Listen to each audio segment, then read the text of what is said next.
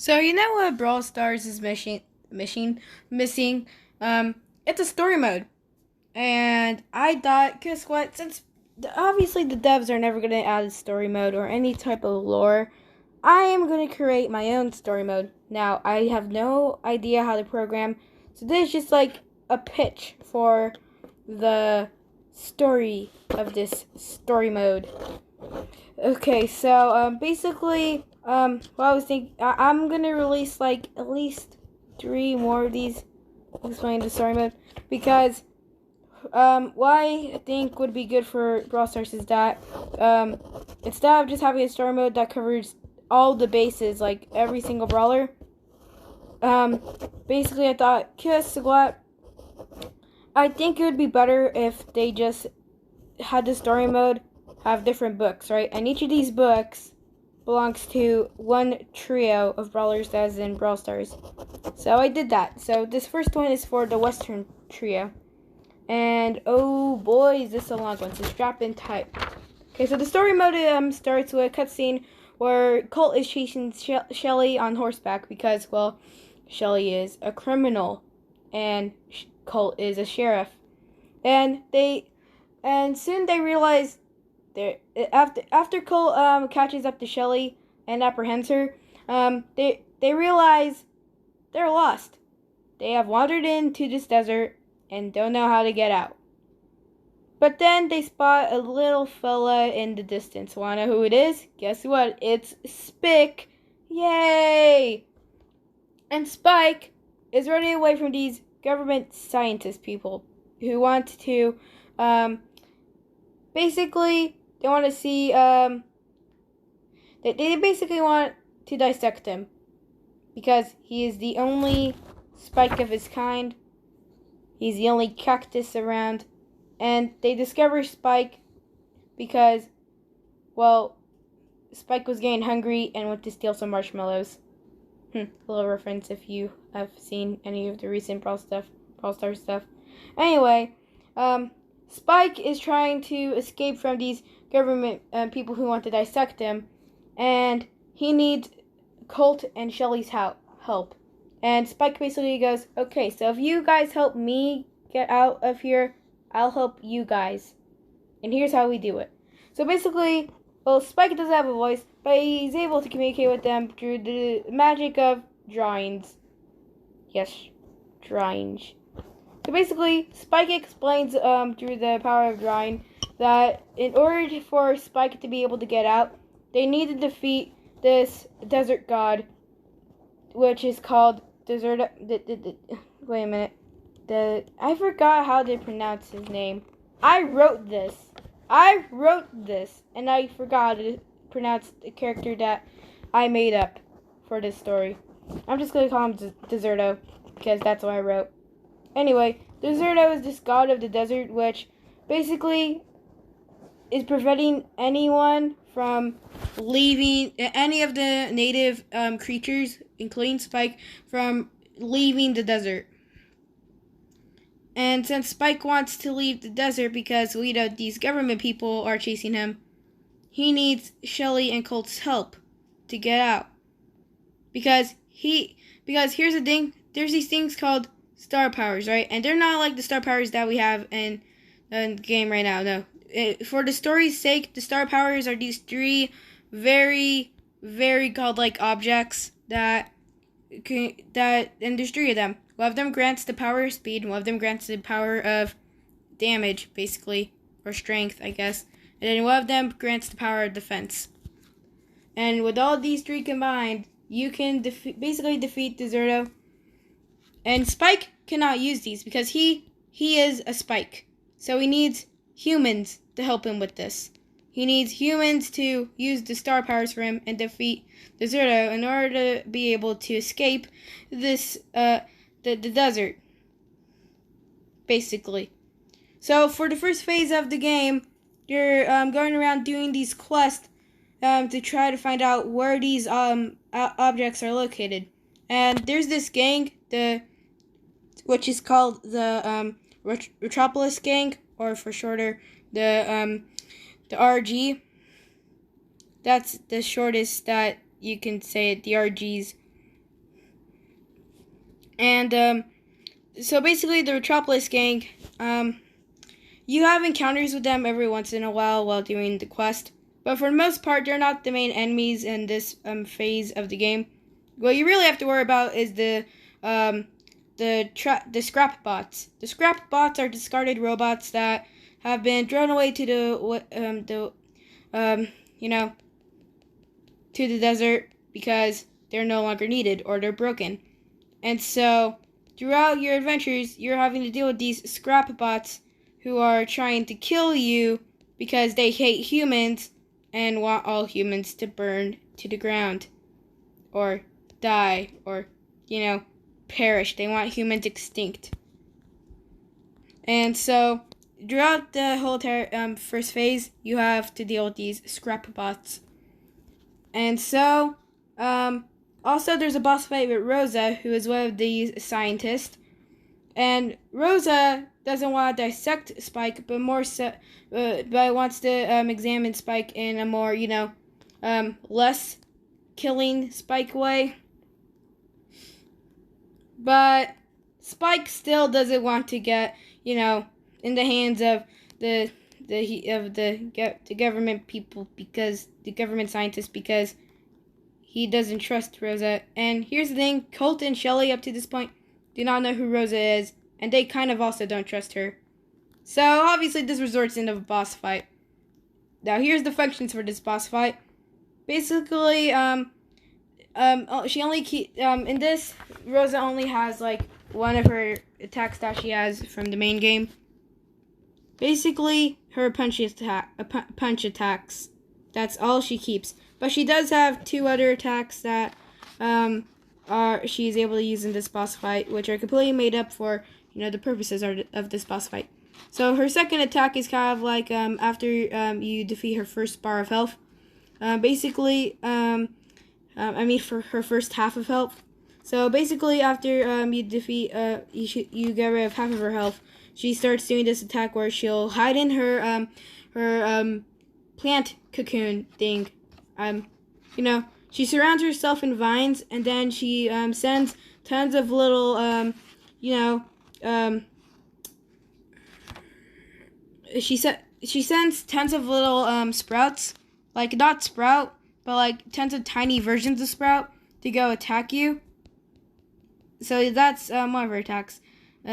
And basically, you have to survive this whole entire thing, or else, you can't go and kill Rosa, or defeat Rosa, not kill. And then for her second boss battle attack, basically, one of the mini sprouts on her back will shoot out, three of Sprout's main attacks, but they're way bigger in radius. So, three of Sprout's main attacks just shoot out in three random places, usually near the players, and, you have to dodge those. So, if you manage to defeat Rosa, well, you kind of just defeat Rosa. You leave her unconscious on the desert floor. Yeah, that's gonna escalate to something in the late game. Yeah, you gotta remember this, because it'll come back to haunt you. Anyway, that's the end of phase 1. So, okay, so now for phase 2. By now you have discovered, the locations of the, star powers. And the, Metropolis gang that I mentioned earlier, who are constantly annoying you. Like, they appear every once in a while. Basically, they discovered that where the star powers locations are, right? So, they want to kidnap you in order to, find the star powers for themselves. So, they're kind of like the main, enemies throughout phase 2. You still got the scrap bots, but throughout this, second phase, you mostly have to deal with and also this the way that this is done is, it's basically, there's a big overworld with, like with any story mode, there's an overworld. So basically, in this overworld, enemies can randomly spawn. So at the phase 2 of the game, you still got scrap bots, but now you have to deal with random gang members trying to kidnap you. So you gotta watch out for that. So now you have to go on these quests in order to find out where these locations, actually get to these locations. And then there's the main quest. And then there's the boss battles. There's 3 of the, well, technically 4 if you count the optional boss battle, but there's 3 of these main boss battles that you go to. They have these 3 main boss battles are with Bull, with BB, and with Crow. Bull is the last one, BB is the first one, and Crow is the second one. Crow, although being the second one, is possibly the hardest one because, well, it's Crow.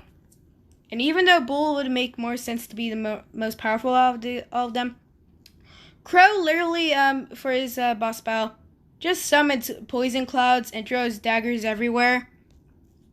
It makes it almost impossible for you to gain any health again, kind of like how Crow acts in Solo Showdown.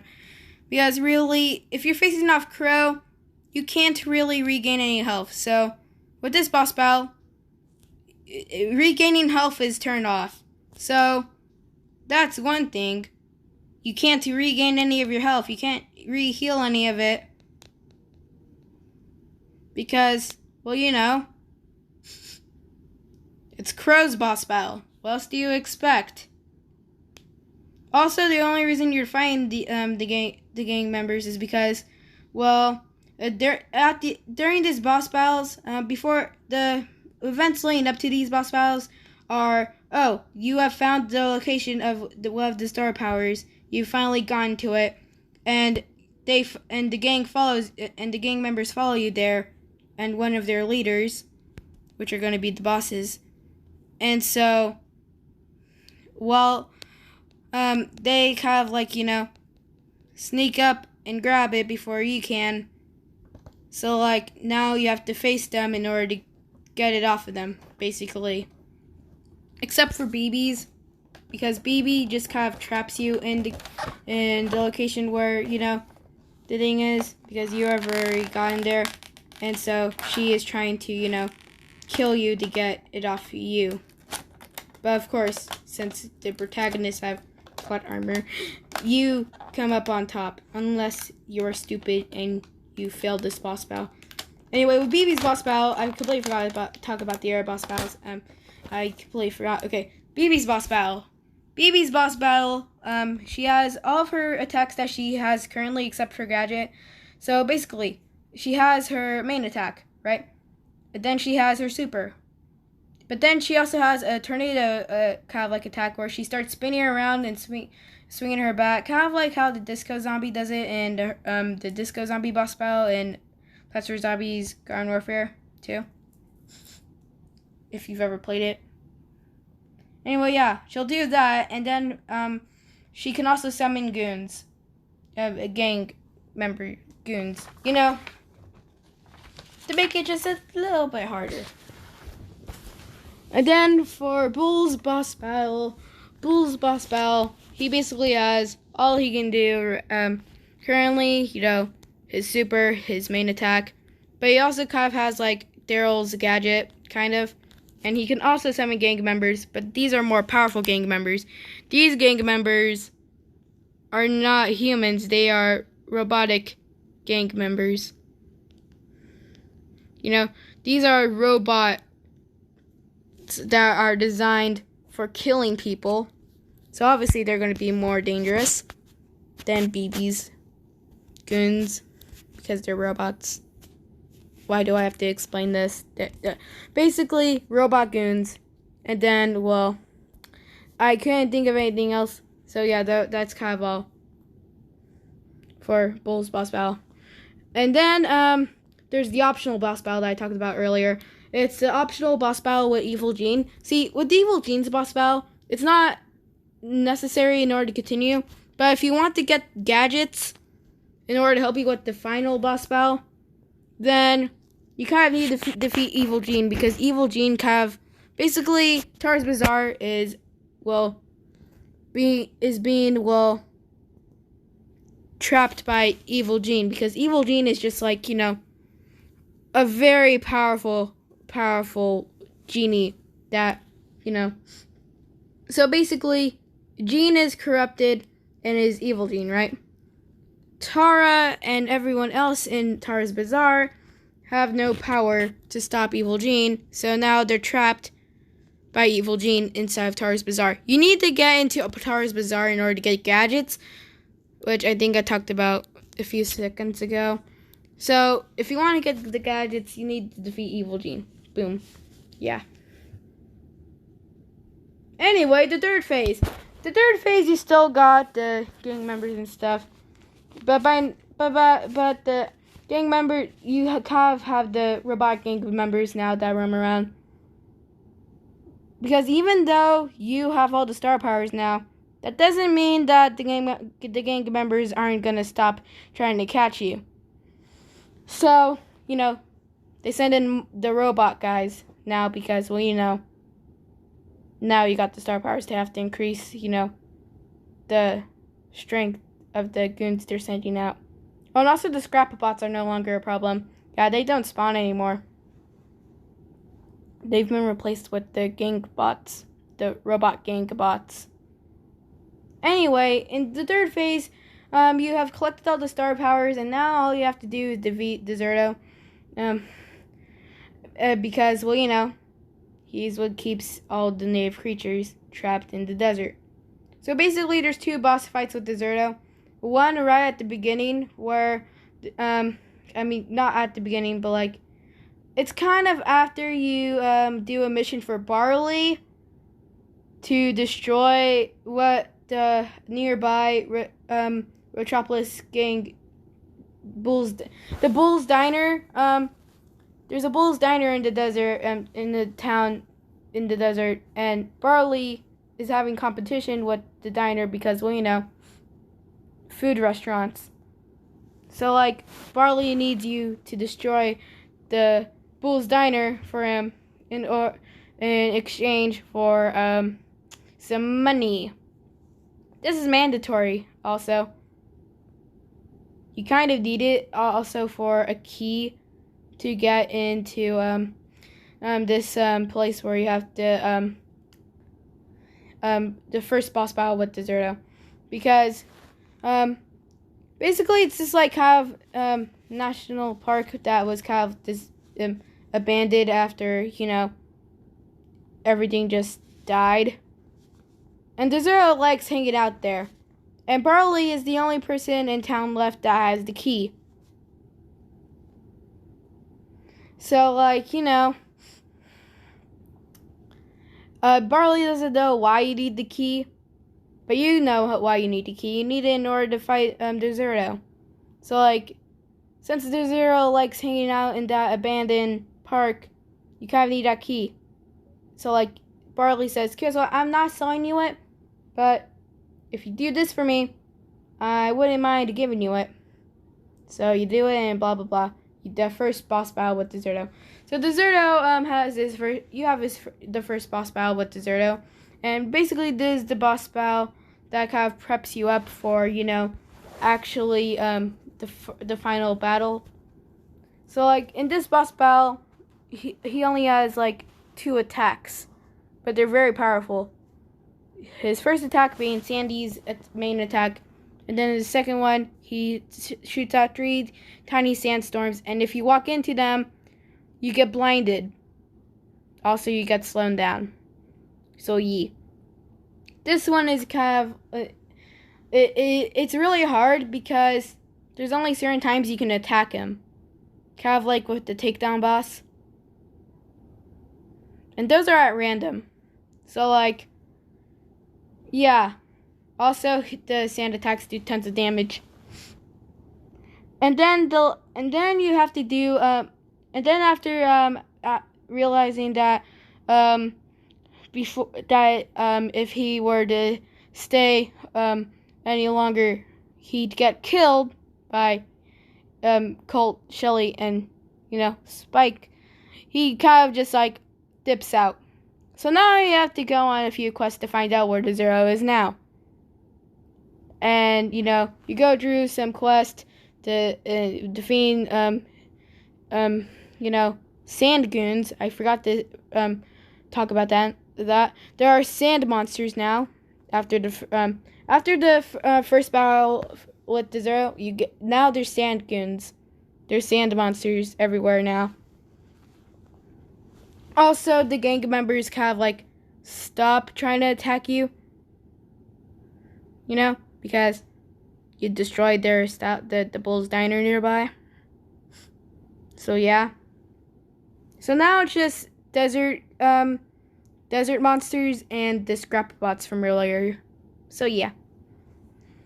So basically, you go up on these quests trying to find where the Zero is, and you know, defeating some monsters and defeating scrap bots, and finally you get to the final boss battle, where the Zero is way much stronger. He keeps all his functions from the main battle, the original battle, but now he has a few more tricks up his sleeve, like sand shockwave, and where he you know, sends out a shockwave, which in order to not get hit by the shockwave, you have to shoot the shockwave, and then it gets deflected back at the Zero. Boom. And then the second thing is that he launches tons of the sandballs into the air, and they basically, yeah, it's kind of a game of, okay, run, or else I'll get hit by the sandballs.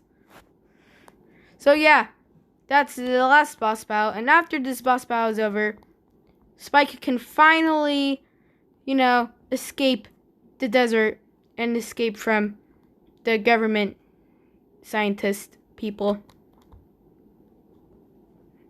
Also, the cult still keeps his job as a sheriff because, well, this is a desert where, you know, basically it's its own society, basically. So, like, even if he broke the law there, it wouldn't affect him after he went back to his job. As long as it stays a secret, he keeps his job. Anyway, yeah, Spike and Colt and Shelly escape the desert. And, yeah, the end. Woohoo! Yay, roll the credits. Also, there's this over time during throughout the whole entire story, there's Shelly and Colt kind of grow this bond, you know, just a friendly bond. You know, they become a really good friends. Yay.